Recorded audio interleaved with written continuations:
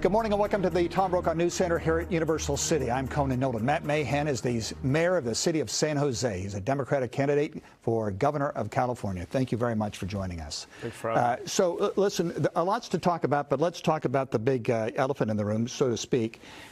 You called on Eric Swalwell, congressman from Northern California, to leave the race because of the allegations that we've been seeing.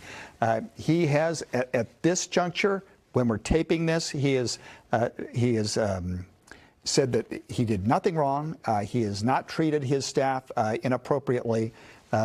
What is your concern? Well, look, we have multiple women coming forward with very detailed descriptions of sexual assault, of harassment, of being pressured by their boss. We're not just talking about infidelity. We're talking about a man in a position of power. We see this far too often in our politics on both sides of the aisle, who have come forward and said that their boss was using his position of power to pressure them.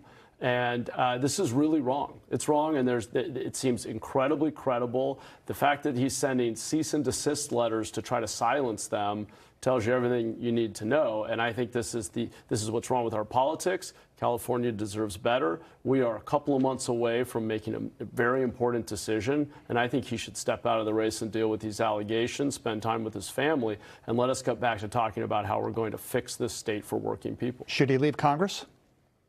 I believe so. I mean, obviously, there's an investigation that ought to take place. He needs to account for why multiple women are coming forward with very specific, credible allegations, producing tests that they then took to test for STDs, pregnancy tests. I mean, these are women who are courageous for stepping forward. Far too often, women who have spoken up have been silenced. Their careers have been ruined. They've been smeared in the press. I think they're brave, and I think they should be heard. I think this should be fully investigated. And look, let's be honest. We see powerful men, particularly in our politics, do bad things and far too often get away with it. And the Democratic Party needs to create accountability and make sure that he is held accountable, or we have no leg to stand on in criticizing Republicans for not doing the same. Let's say he gets out of the race. How will that change the campaign? Well, I'll leave that to you and the other analysts, but my job is to keep explaining to voters how we're going to get California back on track. We've increased spending dramatically, but not seen better outcomes. In San Jose, I haven't raised taxes, and we have changed our approach to homelessness, crime, building housing, and it's working. We've made San Jose the safest big city in the country. We've moved thousands of people indoors. We've now seen thousands of homes get under construction because we sped up permitting, reduced our fees.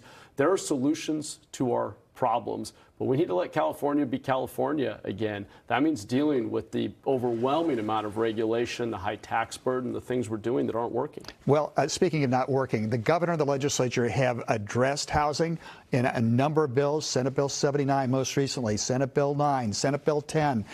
Each time the governor and the leadership have said, listen, this could be a game changer. And each time it's not a game changer. We're not building any more than we have a decade ago. Why is that?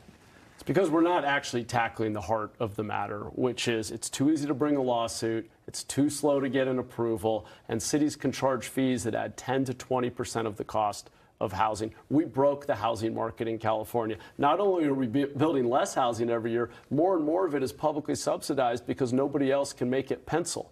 In San Jose, we reduced our impact fees. We said it's more important to get the housing in the ground than to charge a bunch of fees. We cut permitting times in half. We pre-cleared environmental in our downtown. We've seen thousands of units get under construction faster and at a lower cost per square foot because we said yes to housing. How much is this a generational issue? You have people, you have people that have property and they don't want that property value to go south, and yet young people come out of college, they need a place to live and they can't find one. Yeah, look, I think change is hard. I know plenty of people who say they don't want more traffic, more parking, they don't want more neighbors, but that's not what made California California. We've been a place that has welcomed people, and people in my generation and younger should be able to buy a home here. And the only way that's going to happen is if we build housing again. We should be smart about it. We should build up in our downtowns. We should build in our transit and commercial corridors. We should build housing again, and we should do it in a smart way. But saying no to housing isn't the answer. That's a recipe for stagnation, job loss, and families, as they're currently currently doing, leaving the state for other places that will welcome them. You've been called a centrist moderate Democrat and on one particular issue let's talk about.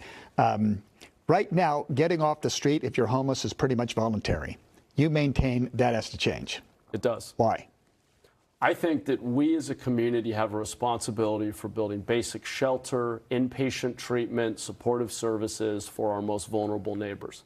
But I also believe that when those things are available and provided by the taxpayers, people who are living outside have a responsibility at a minimum for coming indoors. And if people are repeatedly refusing shelter, treatment, other services, that's a sign that they have a behavioral health issue, an addiction, mental illness that is so severe that actually we have a duty to intervene to help them to detox, to get counseling, to stabilize, because it isn't compassionate and it isn't progressive to leave people to endlessly cycle out on our streets, between the streets and jail and the county hospital, consuming resources, harming the broader community, and then ultimately, in so many cases, dying of an overdose. I don't know why that makes sense to anyone. I don't see that as protecting civil liberties. I see that as a broken policy. You were in favor of Prop 36 2 years ago, which increased penalties for drug use, chronic drug use and dealing, and theft. You're, I think, the only mayor and the only Democrat who supported that. You also criticized the governor for spending too much time focusing on Donald Trump. How does that speak to your attitude towards this administration if you're elected?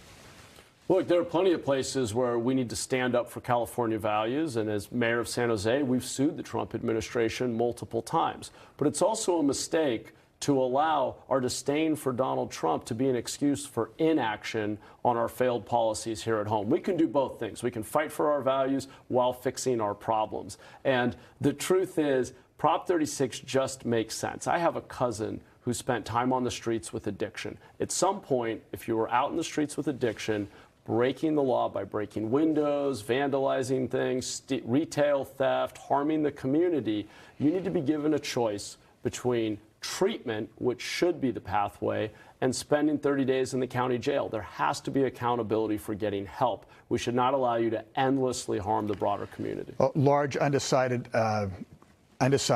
number in every poll. Tell us about yourself. Introduce yourself to the electorate. You're a native Californian, born in Watsonville in Santa Cruz County. That's right. I grew up in a small farming town. My mom was a teacher. My dad was a letter carrier, working class community. We were paycheck to paycheck. I've been very lucky to live the American dream in California, and that was mostly because of my parents who worked so hard, my teachers and coaches, but it's gotten harder. And my concern is that California has reflexively become a place that always asks people for more taxes, passing more bonds, more regulations. We've got to get back to basics. Better schools. We need to get out of the way on building housing, as we talked about. We shouldn't be kicking all of the refineries out of state and driving up prices while we're still using gas. I think we need common sense policies that are balanced, that make this a place where families can own a home, make a living, and achieve the American dream again. Last question. You know what your opponents are going to say about you, which is this is a Silicon Valley guy. This guy gets supports from billionaires, the Google guys and those folks, and that you are pro-AI, artificial intelligence. This is a guy who doesn't know what the working class is going through, and you're going to be too much of a rubber stamp for those guys in the digital class. Respond to that. Conan, I think I'm the only candidate in this race who actually understands these tools, both the good they can do and the harm they can cause, and has direct experience with using them in the public sector and regulating them.